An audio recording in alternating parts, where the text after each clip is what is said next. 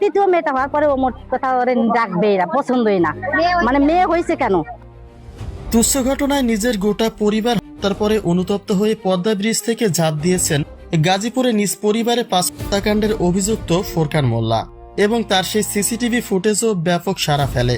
কিন্তু তথ্য ঘেঁটে জানা যায় ভাইরাল হওয়া এই ফুটেজ আসলে ফোরকান মোল্লার নয়। সন্দেহের জেরে তদন্তের স্বার্থে শনাক্তকৃত ফুটেজ প্রকাশ্যে আনেনি পুলিশ। তাহলে এটা কার ফুটেজ আর কেনই বা একে ফোরকান মোল্লার ঘটনার নামে চালানো হচ্ছে? ফোরকান মোল্লা কি আদৌ বেঁচে আছেন নাকি সত্যিই মারা গেলেন? আর যদি এমন কিছুই ঘটাবেন তবে কেন স্ত্রী শ্যালকের সঙ্গে নিজের জন্মের নিষ্পাপ 3 মেয়েকে হত্যা করলেন? স্ত্রী সন্তানের যে ফোরকান মোল্লা সে তথ্য নিশ্চিত করেছে পুলিশ। কারণ এরপরে ফোরকান তার ছোট ভাইয়ের বউয়ের কাছে ফোন কলেই বলেছিল যে সবাইকে ফেলেছি, তোরা আমাকে আর পাবি না। আর সেই কথার সাক্ষী হয়েছেন ভাইয়ের বউ নিজেই।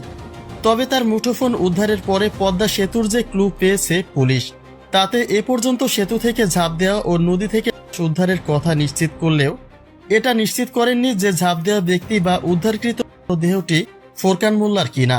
তারা বরং ডিএনএ টেস্টের কথা জানিয়েছেন। তাদের প্রাথমিক ধারণা এই ব্যক্তি হয়তোবা সেই ফোরকান মোল্লা। কিন্তু ফোরকান মোল্লার নদীতে ঝাঁপ দেওয়ার শিরোনাম তৈরি হতে সামনে আসে এই ভিডিও চিত্রটি, যেটা দেখেই অনেকে দাবি তুলেছে মারেছেন ফোরকান মোল্লা। অথচ ভালো করে খোঁজ নিয়ে জানা যায় যে ব্যক্তি ঝাঁপ দিয়েছেন তিনি একজন গার্মেন্টস কর্মী ছিলেন। 2022 সালে আগস্টের 15 তারিখে বঙ্গবন্ধু শেখ মুজিবুর রহমানের সমাধিতে শ্রদ্ধা জানাতে গোপালগঞ্জের টুঙ্গিপাড়ায় যান। কিন্তু কার্ড না থাকায় তিনি বঙ্গবন্ধুর মাজারে ফুল দিতে পারেননি, যা তার মনে গভীর ক্ষোভের সৃষ্টি করে। অতঃপর ওই দিনেই ফেরার পথে গাড়ি থেকে নদীতে ঝাঁপ দিয়েছিলেন নুরুজ্জামান, যদিও তাকে আর খুঁজে পাওয়া যায়নি। তবে প্রকাশিত সিসিটিভি ফুটেজ আসলে ফোরকান মোল্লার নয়।